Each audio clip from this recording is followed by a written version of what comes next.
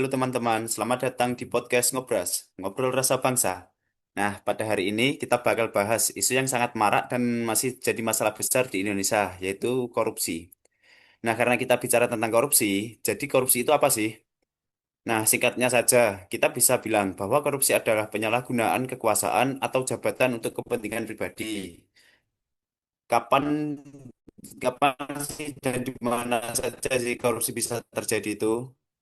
Kapan dan di mana saja itu dari pemerintahan pusat hingga tingkat desa. Untuk bahasan lebih lanjutnya, yuk kita dengar pendapat dari teman-teman saya. Nah, perkenalkan untuk teman-teman saya di sini ada Femi, Tarisa, Hanifa, Basrur, Kori, Buja, Dirda, Widya, dan Noval. Nah, untuk yang pertama kali ini, mari kita dengarkan pendapat dan tanggapan dari Femi. Silahkan Femi, pendapat dan tanggapannya tentang korupsi yang marak di Indonesia ini. Iya, terima kasih. Baik, sebelum itu saya mau kenalin diri dulu mungkin ya. Boleh moderator? Ya, silahkan untuk perkenalkan diri agar teman-teman juga tahu. Terima kasih. Sebelumnya perkenalkan nama saya Femi Marisa Lauren. Saya berasal dari Bengkulu dan penempatan saya di kantor UPBU kelas 3 Melangwane, Sulawesi Utara. Tadi sempat dibahas kan bagaimana sih korupsi itu, mengapa bisa terjadi. Iya ya moderator ya. Ya, benar Mbak Femi. Menurut saya korupsi bisa terjadi karena disebabkan oleh lemahnya integritas dan kontrol diri. Banyak orang yang tergoda karena adanya kesempatan dan sistem pengawasan yang longgar. Ditambah juga sama budaya permisif yang membuat masyarakat mungkin menganggap korupsi itu merupakan hal yang biasa sehingga sering terjadi dan mungkin sudah banyak ya yang terjadi sekarang di negara kita Indonesia. Mungkin itu sih moderator. Ya, terima kasih Mbak Femi atas pendapat kenapa sih korupsi itu bisa terjadi di Indonesia. Mungkin itu pendapat dari Mbak Femi. Mungkin kita bisa dengar lagi pendapat dari Mbak Tarisa. Mengapa sih korupsi itu bisa terjadi di Indonesia? Dipersilahkan pada Mbak Tarisa tanggapannya. Halo teman-teman, sebelumnya saya perkenalkan diri dulu. Nama saya Tarisa Dian, saya dari Jayapura. Penempatan saya di kantor UPBU kelas 1 Wamena, Papua Pegunungan. Nah, mungkin di sini saya mau ngelanjutin dari Kak Femi tadi ya. Nah, mungkin selain itu faktor ekonomi dan gaya hidup konsumtif itu ikut mendorong akan terjadinya korupsi. Saat kebutuhan tak sebanding dengan pendapatan, korupsi dianggap jalan pintas untuk memenuhi keinginan untuk terjadi korupsi. Mungkin itu saja sih. Ya, terima kasih Mbak Tarisa atas pendapatnya kenapa korupsi itu bisa terjadi di Indonesia, yaitu adalah apa tadi, faktor ekonomi ya Mbak. Ya, sama gaya hidup. Benar banget.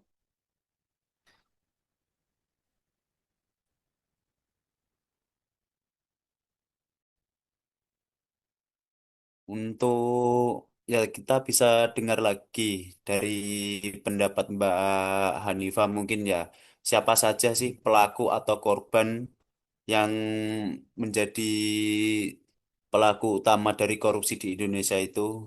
Dari Mbak Hanifah silahkan ada pendapat mungkin. Oke, Pak David atas pertanyaannya.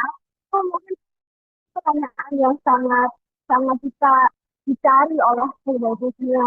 Karena kayak kalau ada kasus korupsi itu orang-orang kayak, ih siapa sih sebenarnya pelakunya? Siapa sih sebenarnya pelakunya?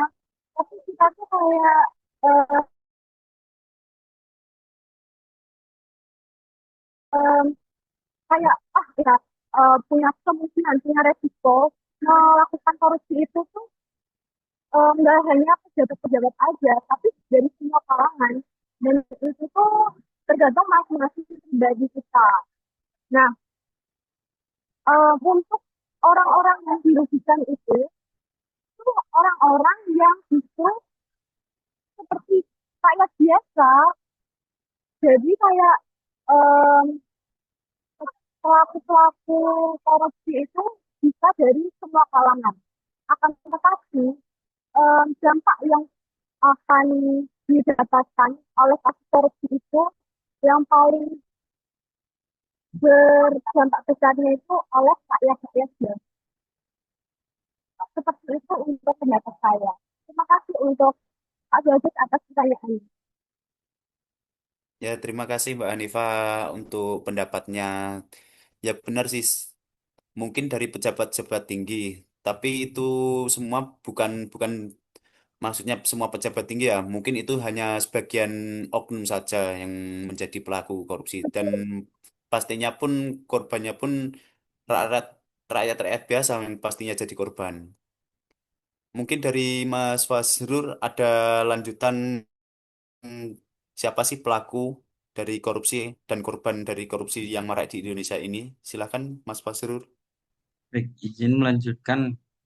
Mungkin misalnya ya, saat terjadi korupsi itu dalam dana bantuan sosial, mungkin eh, yang terjadi itu jadi masyarakat miskin yang seharusnya menerima bantuan justru tidak mendapatkan hak sebagaimana yang dijanjikan oleh pemerintah sendiri.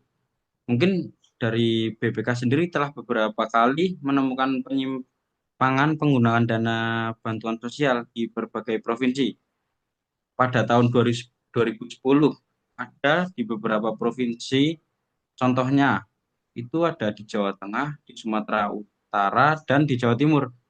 Mungkin dari temuan ini menunjukkan bahwa masalah korupsi itu bukan hanya di tingkat pusat, tetapi juga meluas ke daerah-daerah juga. Mungkin itu aja sih. Terima kasih Mas Fazlur. Ya mungkin memang begitu ya Mas. Dari bukan dari dari pemerintahan pusat saja, di bahkan di pelosok-pelosok pun masih juga marak terjadi kasus-kasus korupsi itu. Nah, sekarang kita bahas bagaimana sih korupsi itu bisa terjadi, bagaimana cara-cara orang-orang oknum-oknum itu menyelewengkan dana itu. Mungkin dari Mas Kori ada pendapat dan tanggapan.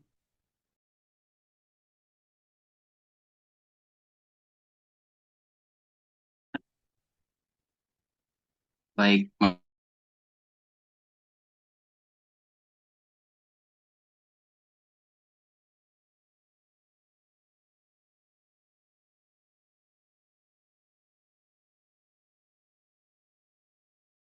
perusahaan-perusahaan besar atau pemerintah. Di sini saya kasih analogi. Misal seorang bendahara OSIS nih, diminta membeli perlengkapan acara sekolah dengan dana 1 juta. Namun dia membelanjakan dengan harga 700.000. Lalu membuat kwitansi palsu seolah-olah dana tersebut 1 juta. Itu juga termasuk korupsi, Mas. Mungkin itu cara-cara seseorang bisa menyelewengkan dana ataupun kekuasaan. Terima kasih. Ya, terima kasih Mas Kori untuk pendapat dan tanggapannya dan contohnya juga tadi. Untuk kelanjutnya mungkin Mas Buja bisa menambahkan pendapatnya atau tanggapannya dari bagaimana sih korupsi itu bisa terjadi. Terima kasih untuk Mas Moderator. Benar sekali untuk Mas Kori tadi yang dikatakan bahwa hal ini sering terjadi di antara masyarakat, apalagi di pelayanan publik itu ya Mas ya. Untuk pelayanan publik, be- kenapa hal ini bisa terjadi gitu? Mungkin gara-gara petugas dengan masyarakat yang saling diuntungkan dalam arti misalnya untuk pelayanan publik itu seperti pembuatan SIM, pembuatan KTP, pemasukan dokumen itu termasuk juga, Mas. Dalam arti banyak oknum-oknum yang menyalahgunakan kekuasaannya untuk mempercepat. Jadi masyarakat itu kan pengen cepat, sedangkan untuk oknum-oknum ini pengen keuntungan juga. Jadi mereka saling menguntungkan sehingga untuk korupsi ini jadi menjamur gitu Mas. Lebih seperti hal biasa di masyarakat. Mungkin hanya itu Mas tambahannya. Terima kasih. Ya, terima kasih Mas Buja atas pendapatnya tentang korupsi ini tadi. Ya, mungkin bisa dikatakan itu hal-hal yang sudah turun-temurun ya. Jadi seperti susah hilang kalau sudah temurun-temurun kan.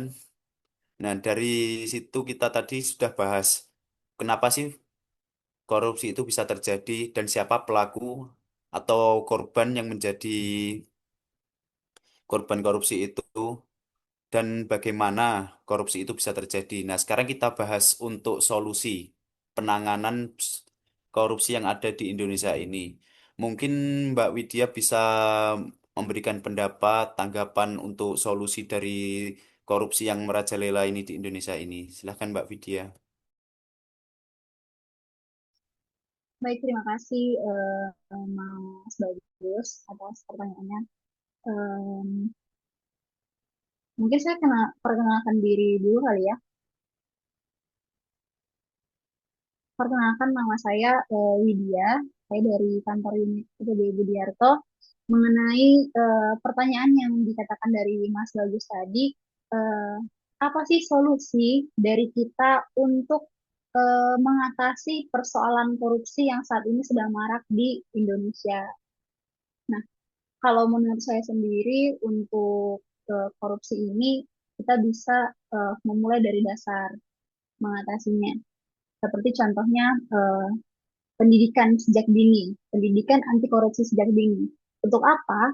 Untuk menanamkan nilai-nilai kejujuran, integritas, dan tanggung jawab kepada anak-anak sejak dini. Atau juga bisa misalnya seperti memasukkan materi anti korupsi ke dalam kurikulum sekolah. Kemudian kita juga bisa kayak penguatan lembaga anti korupsi lah. Jadi kita memberikan wewenang penuh kepada KPK, BPK, dan Inspektorat untuk mengatasi, untuk mengusut kasus-kasus korupsi. Gitu sih Mas, kalau dari saya. Terima kasih Mbak Widya atas pendapat dan tanggapannya untuk solusi korupsi ini ya Mbak. Mungkin Mas Naufal bisa menambahkan bagaimana solusi untuk mengatasi korupsi di Indonesia ini Mas. Silahkan Mas. Terima kasih Mas Bagus. Untuk pendapat saya sendiri, kita itu sebagai generasi muda, kita harus bisa menjadi pelopor perubahan. Nah, perubahan itu bisa kita mulai dari hal-hal kecil, seperti jujur saat ujian, atau ketika di tempat kerja kita nggak titip absen. Dan kita sebagai generasi muda itu harus berani berkata tidak pada segala bentuk kecurangan. Mungkin itu aja, Mas Bagus, dan pendapat dari saya. Ya, terima kasih Mas Naufal. Ya, dari pembahasan tadi, dari tanggapan teman-teman, jelas ya bahwa korupsi itu adalah musuh bersama yang bisa merusak kepercayaan dan keadilan. Tapi kita semua itu bisa jadi bagian dari solusinya. Nah, solusi itu dimulai dari kita sendiri. Mari kita ciptakan budaya anti korupsi. Terima kasih sudah mendengarkan podcast Ngobras, Ngobrol Rasa Bangsa. Saya Bagus Indranaya dari Satker UPBU kelas 2 Nobgolia DKI Hokimo mengucapkan sampai jumpa dan salam anti korupsi.